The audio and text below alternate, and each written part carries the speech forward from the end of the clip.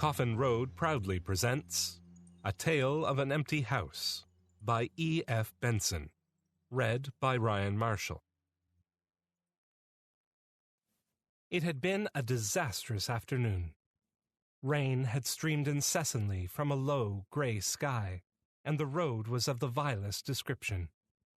There were sections consisting of sharp flints, newly laid down and not yet rolled into amenity, and the stretches in between were worn into deep ruts and bouncing holes, so that it was impossible anywhere to travel at even a moderate speed.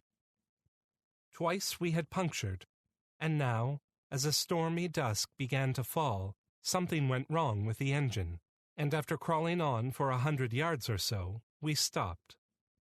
My driver, after a short investigation, told me that there was a half-hour's tinkering to be done, and after that we might, with luck, trundle along in a leisurely manner, and hope eventually to arrive at Crowthorpe, which was the proposed destination. We had come, when this stoppage occurred, to a crossroad. Through the driving rain I could see on the right a great church, and in front a huddle of houses. A consultation of the map seemed to indicate that this was the village of Riddington. The guidebook added the information that Riddington possessed an hotel, and the signpost at the corner endorsed them both.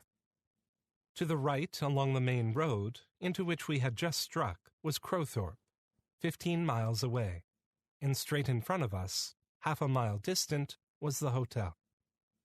The decision was not difficult. There was no reason why I should get to Crowthorpe tonight instead of tomorrow, for the friend whom I was to meet there would not arrive until next afternoon, and it was surely better to limp half a mile with a spasmodic engine than to attempt 15 on this inclement evening.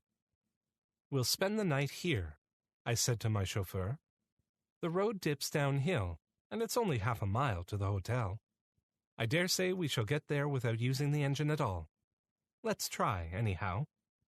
We hooted and crossed the main road, and began to slide very slowly down a narrow street. It was impossible to see much, but on either side there were little houses with lights gleaming through blinds, or with blinds still undrawn, revealing cozy interiors. Then the incline grew steeper, and close in front of us I saw masts against a sheet of water that appeared to stretch unbroken into the rain-shrouded gloom of the gathering night. Riddington, then, must be on the open sea, though how it came about that boats should be tied up to an open quay-wall was a puzzle. But perhaps there was some jetty, invisible in the darkness, which protected them. I heard the chauffeur switch on his engine as we made a sharp turn to the left, and we passed below a long row of lighted windows, shining out onto a rather narrow road, on the right edge of which the water lapped. Again he turned sharply to the left, described a half-circle on crunching gravel, and drew up at the door of the hotel. There was a room for me, there was a garage, there was a room for him, and dinner had not long begun.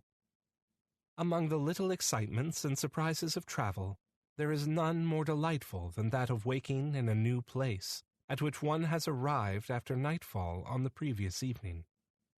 The mind has received a few hints and dusky impressions, and probably during sleep it has juggled with these, constructing them into some sort of coherent whole, and next morning its anticipations are put to the proof.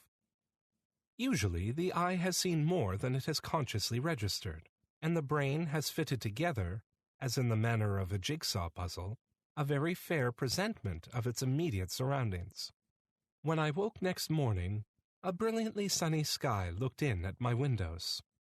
There was no sound of wind or of breaking waves, and before getting up and verifying my impressions of the night before, I lay and washed in my imagined picture.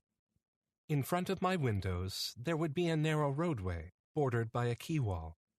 There would be a breakwater, forming a harbor for the boats that lay at anchor there, and away to the horizon would stretch an expanse of still and glittering sea.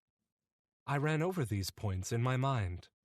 They seemed an inevitable inference from the glimpses of the night before, and then, assured of my correctness, I got out of bed and went to the window.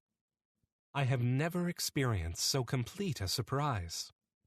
There was no harbor, there was no breakwater, and there was no sea.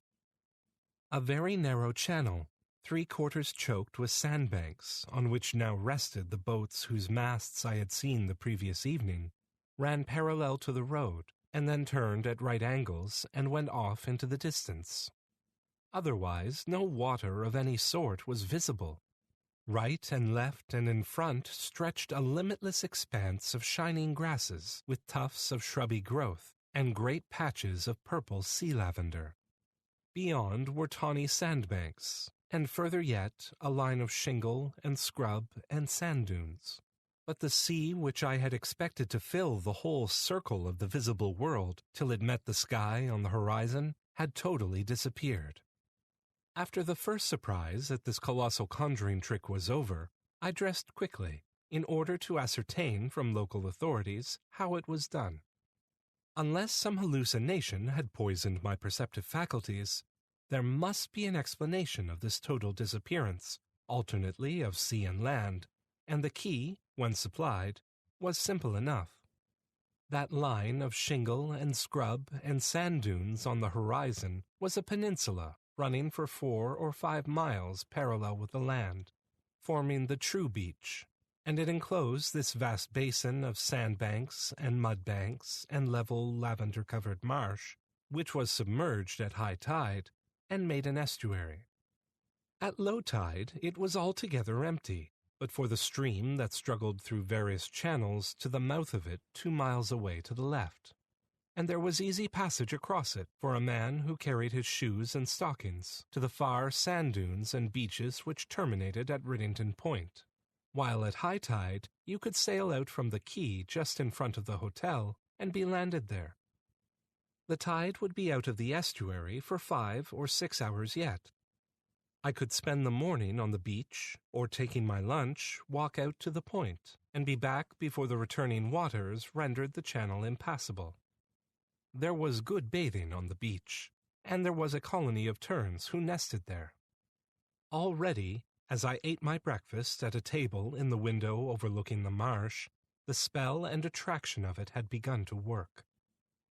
It was so immense, and so empty. It had the allure of the desert about it, with none of the desert's intolerable monotony, for companies of chiding gulls hovered over it, and I could hear the pipe of redshank and the babble of curlews.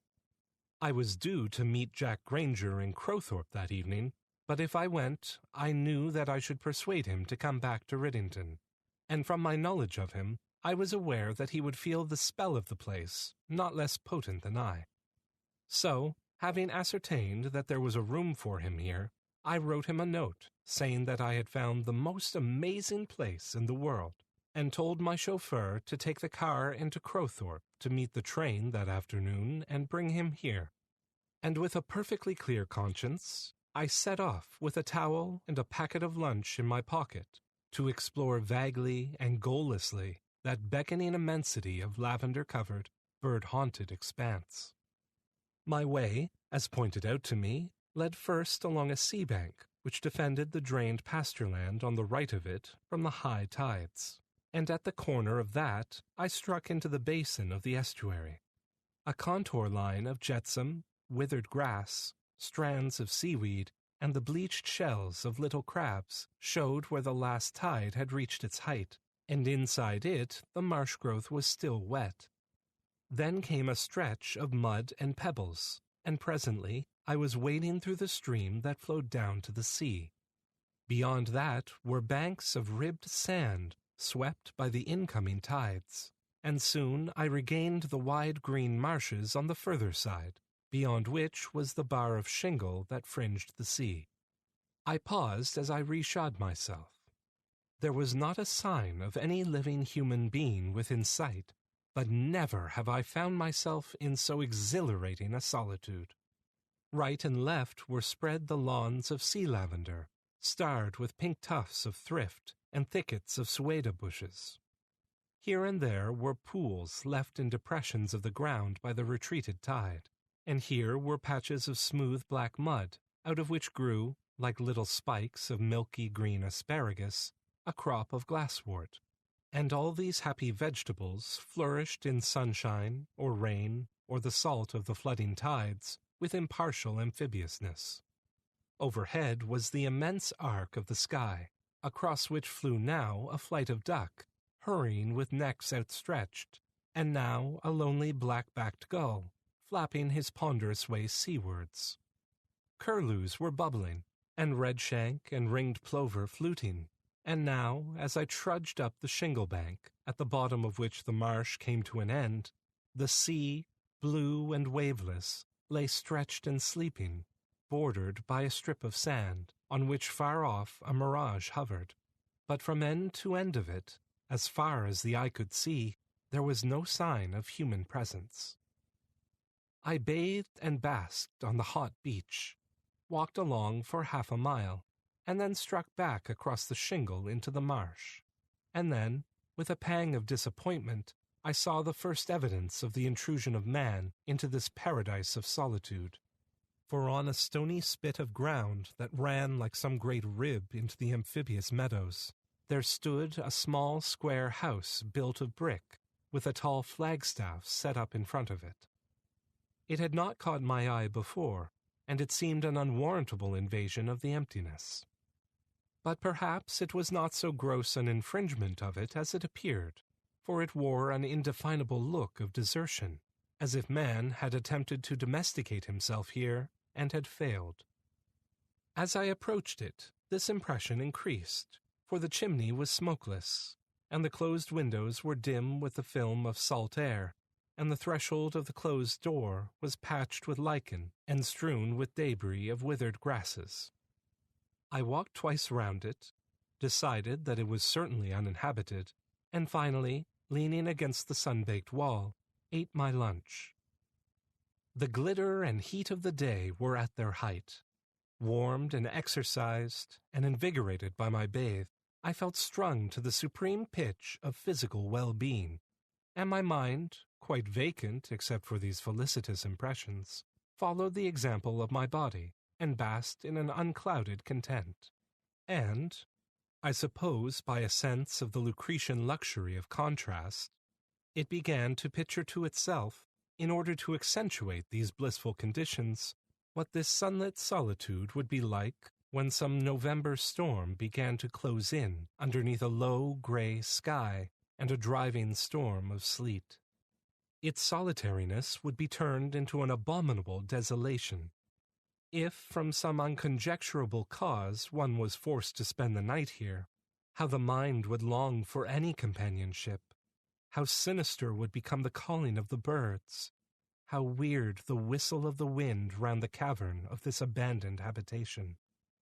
Or would it be just the other way about, and one would only be longing to be assured that the seeming solitude was real, and that no invisible but encroaching presence, soon to be made manifest, was creeping nearer under cover of the dusk, and be shuddering to think that the wail of the wind was not only the wind, but the cry of some discarnate being, and that it was not the curlews who made that melancholy piping? By degrees, the edge of thought grew blunt, and melted into inconsequent imaginings, and I fell asleep.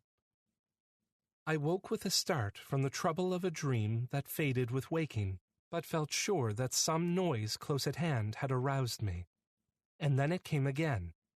It was the footfall of someone moving about inside the deserted house, against the wall of which my back was propped. Up and down it went, then paused and began again. It was like that of a man who waited with impatience for some expected arrival. I noticed also that the footfall had an irregular beat, as if the walker went with a limp. Then, in a minute or two, the sound ceased altogether. An odd uneasiness came over me, for I had been so certain that the house was uninhabited. Then, turning my head, I noticed that in the wall just above me was a window, and the notion, wholly irrational and unfounded, entered my mind that the man inside who tramped was watching me from it. When once that idea got hold of me, it became impossible to sit there in peace any more, and I got up and shoveled into my knapsack my towel and the remains of my meal. I walked a little further down the spit of land which ran out into the marsh, and turning, looked at the house again, and again to my eyes it seemed absolutely deserted. But after all, it was no concern of mine, and I proceeded on my walk, determined to inquire casually on my return to the hotel who it was that lived in so hermetical a place, and for the present dismissed the matter from my mind. It was some 3 hours later that I found myself opposite the house again, after a long, wandering walk. I saw that, by making an only slightly longer detour, I could pass close to the house again, and I knew that the sound of those footsteps within it had raised in me a curiosity that I wanted to satisfy. And then, even as I paused, I saw that a man was standing by the door. How he came there I had no idea, for the moment before he had not been there, and he must have come out of the house. He was looking down the path that led through the marsh, shielding his eyes against the sun, and presently he took a step or two forward, and he dragged his left leg as he walked, limping heavily. It was his step, then, which I had heard within, and any mystery about the matter was of my own making. I therefore took the shorter path, and got back to the hotel to find that Jack Granger had just arrived. We went out again in the gleam of the sunset, and watched the tide sweeping in and pouring up the dikes, until again the great conjuring trick was accomplished, and the stretch of marsh with its fields of sea lavender was a sheet of shining water. Far away across it stood the house by which I had lunched, and just as we turned, Jack pointed to it. "That's a queer place for a house," he said. "I suppose no one lives there." "Yes, a lame man," said I. "I saw him today. I'm going to ask the hotel porter who he is." The result of this inquiry was unexpected. "No, the house has been uninhabited several years," he said. "It used to be a watch-house from which the Coast Guard signaled if there was a ship in distress, and the lifeboat went out from here. But now the lifeboat and the Coast Guards are at the end of the point." "Then who is the lame man I saw walking about here, and heard inside the house?" I asked. "I don't know who that could be," he said. "There's no lame man about here, to my knowledge." The effect on Jack of the marshes and their gorgeous emptiness, of the sun and the sea, was precisely what I had anticipated. He vowed that any day spent anywhere than on these beaches and fields of sea lavender was a day wasted, and proposed that the tour, of which the main object had originally been the golf links of Norfolk, should for the present be cancelled. In particular, it was the birds of this long, solitary headland that enchanted him. "After all, we can play golf anywhere," he said. "There's an oyster-catcher scolding. Do you hear? And how silly to whack a little white ball. Ringed plover, but what's that calling as well? When you can spend the day like this? Oh, don't let us go and bathe yet. I want to wander along that edge of the marsh. Ha! There's a company of turnstones. They make a noise like the drawing of a cork. There they are, those little chaps with chestnut-colored patches. Let's go along the near edge of the marsh, and come out by the house where your lame man lives." We took, therefore, the path with the longer detour, which I had abandoned last night. I had said nothing to him of what the hotel porter had told me, that the house was unlived in, and all he knew was that I had seen a lame man, apparently in occupation there. My reason for not doing so, to make the confession at once, was that I already half believed that the steps I had heard inside, and the lame man I had seen watching outside, did not imply, in the porter's sense of the word, that the house was occupied, and I wanted to see whether Jack, as well as myself, would be conscious of any such tokens of a presence there. And then the oddest thing happened. All the way up to the house, his attention was alert on the birds, and in especial on a piping note which was unfamiliar to him. In vain he tried to catch sight of the bird that uttered it, and in vain I tried to hear it. "It doesn't sound like any bird I know," he said. "In fact, it doesn't sound like a bird at all, but like some human being whistling. There it is again. Is it possible you don't hear it?" We were now quite close to the house. "There must be someone there who is whistling," he said. "It must be your lame man. Lord, yes, it comes from inside the house. So that's explained, and I hoped it was some new bird. But why can't you hear it?" "Some people can't hear a bat squeak," said I. Jack, satisfied with the explanation, took no more interest in the matter, and we struck across the shingle, bathed and lunched, and tramped on to the tumble of sand dunes in which the point ended. For a couple of hours we strolled and lazed there in the liquid and sunny air, and reluctantly returned in order to cross the ford before the tide came in. As we retraced our way, I saw coming up from the west a huge continent of cloud, and just as we reached the spit of land on which the house stood, a jagged sword of lightning flickered down to the low-lying hills across the estuary, and a few big rain droplets plopped onto the shingle. "We're in for a drenching," he said. "Ha! Let's ask for shelter at your lame man's house. Better run for it." Already the big drops were falling thickly, and we scuttled across the 100 yards that lay between us and the house, and came to the door just as the sluices of heaven were pulled wide. He rapped on it, but there came no answer. He tried the handle of it, but the door did not yield. And then, by a sudden inspiration, he felt along the top of the lintel and found a key. It fitted into the wards, and next moment we stood within. We found ourselves in a slip of a passage, at the end of which went up the staircase to the floor above.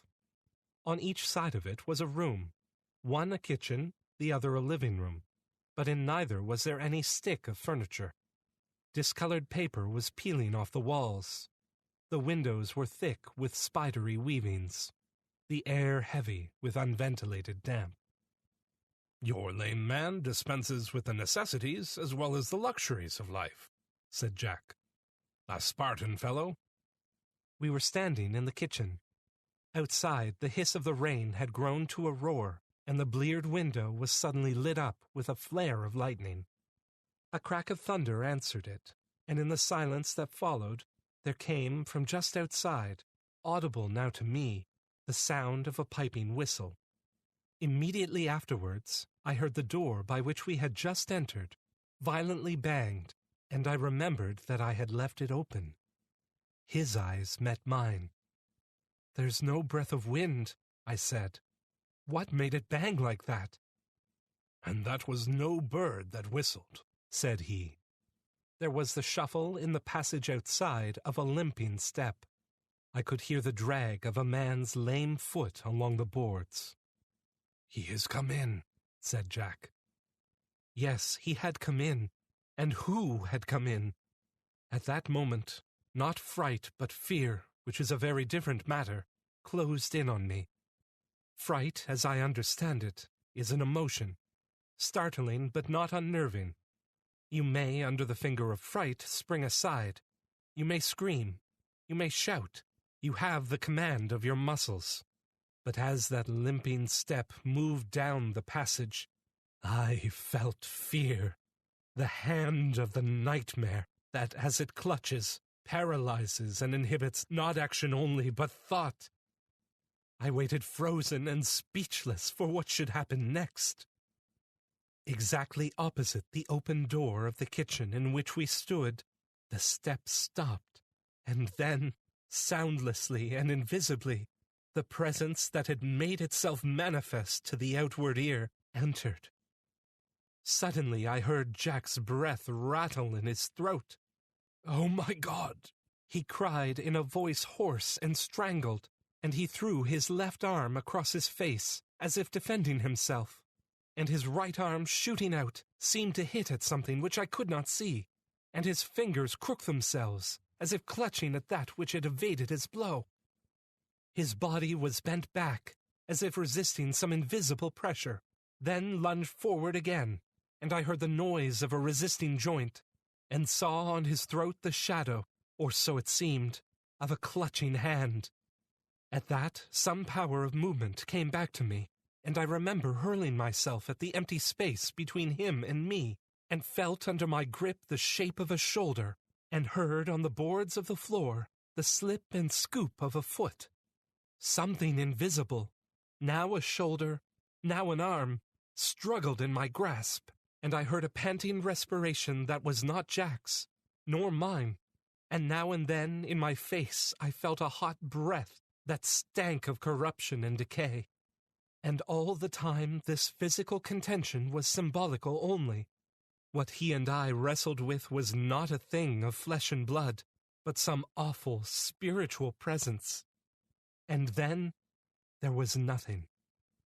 The ghostly invasion ceased as suddenly as it had begun, and there was Jack's face, gleaming with sweat, close to mine, as we stood with dropped arms opposite each other in an empty room, with the rain beating on the roof and the gutters chuckling. No word passed between us, but next moment we were out in the pelting rain, running for the ford. The deluge was sweet to my soul. It seemed to wash away that horror of great darkness and that odor of corruption in which we had been plunged. Now, I have no certain explanation to give of the experience which has here been shortly recounted, and the reader may or may not connect it with a story that I heard a week or two later on my return to London. A friend of mine and I had been dining at my house one evening, and we had discussed a murder trial then going on, of which the papers were full. "It isn't only the atrocity that attracts," he said. "I think it is the place where the murder occurs that is the cause of the interest in it. A murder at Brighton or Margate or Ramsgate, any place which the public associates with pleasure trips, attracts them because they know the place and can visualize the scene. But when there is a murder at some small, unknown spot, which they have never heard of, there is no appeal to their imagination. Last spring, for instance, there was the murder at that small village on the coast of Norfolk. I've forgotten the name of the place, though I was in Norwich at the time of the trial and was present in court. It was one of the most awful stories I ever heard, as ghastly and sensational as this last affair, but it didn't attract the smallest attention. Odd that I can't remember the name of the place when all the rest is so vivid to me." "Tell me about it," I said. "I never heard of it." "Well, there was this little village, and just outside of it was a farm, owned by a man called John Beardsley. He lived there with his only daughter, an unmarried woman of about 30, a good-looking, sensible creature, apparently, the last in the world you would have thought to do anything unexpected. There worked at the farm as a day laborer a young fellow called Alfred Maldon, who, in the trial of which I am speaking, was the prisoner. He had one of the most dreadful faces I ever saw, a cat-like receding forehead, a broad, short nose, and a great, red, sensual mouth, always on the grin. He seemed positively to enjoy being the central figure round whom all the interest of those ghoulish women who thronged the court was concentrated, and when he shambled into the witness box— "Shambled?" I asked. "Yes, he was lame. His left foot dragged along the floor as he walked. As he shambled into the witness box, he nodded and smiled to the judge, and clapped his counsel on the shoulder and leered at the gallery. He worked on the farm, as I was saying, doing jobs that were within his capacity, among which was certain housework, carrying coals and what-not. For John Beardsley, though very well off, kept no servant, and this daughter Alice, that was her name, ran the house. And what must she do but fall in love? It was no less than that, with this monstrous, misshapen fellow. One afternoon, her father came home unexpectedly, and caught them together in the parlor, kissing and cuddling. He turned the man out of the house, neck and crop, gave him his week's wages, and then dismissed him, threatening him with a fine thrashing if he ever caught him hanging about the place. He forbade his daughter ever to speak to him again, and in order to keep watch over her, got in a woman from the village, who would be there all day while he was out on the farm. Young Maldon, deprived of his job, tried to get work in the village, but none would employ him, for he was a black-tempered fellow, ready to pick a quarrel with anyone, and an unpleasant opponent, for, with all his lameness, he was of immense muscular strength. For some weeks he idled about in the village, getting a chance job occasionally, and no doubt, as you will see, Alice Beardsley managed to meet him. The village, its name still escapes me, lay on the edge of a big tidal estuary, full at high water, but on the ebb of a broad stretch of marsh and sand and mud banks, beyond which ran a long belt of shingle that formed the seaward side of the estuary. On it stood a disused Coast Guard house, a couple miles away from the village, and in as lonely a place as you would find anywhere in England. At low tide there was a shallow ford across to it, and in the sandbanks round about it some beds of cockle. Maldon, unable to get regular work, took to cockle digging, and during the summer when the tide was low, Alice, it was no new thing with her, used to go over the ford to the beach beyond and bathe. She would go across the sandbanks where the cockle diggers, Maldon among them, were at work, and if he whistled as she passed, that was a signal between them that he would slip away presently and join her at the disused Coast Guard house. And there, throughout the summer, they used to meet. As the weeks went on, her father saw the change that was coming in her, and suspecting the cause, often left his work, and, hidden behind some sea bank, used to watch her. One day he saw her cross the ford, and soon after she had passed he saw Maldon, recognizable from a long way off by his dragging leg, follow her. He went up the path to the Coast Guard house and entered. At that, John Beardsley crossed the ford, and hiding in the bushes near the house, saw Alice coming back from her bathe. The house was off the direct path to the ford, but she went round that way, and the door was opened to her and closed behind her. He found them together, and mad with rage attacked the man. They fought, and Maldon got him down, and then and there in front of his daughter strangled him. The girl went off her head, and is in the asylum at Norwich now. She sits all day by the window, whistling. The man was hanged. "Was Riddington the name of the village?" I asked. "Yes, Riddington, of course," he said. "I can't think how I forgot it."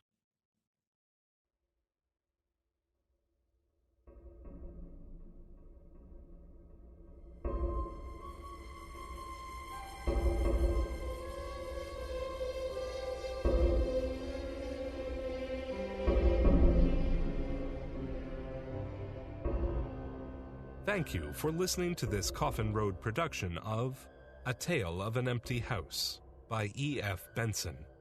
Read and produced by Ryan Marshall. Theme music by Andrei Sitkoff. Photography by Annie Spratt.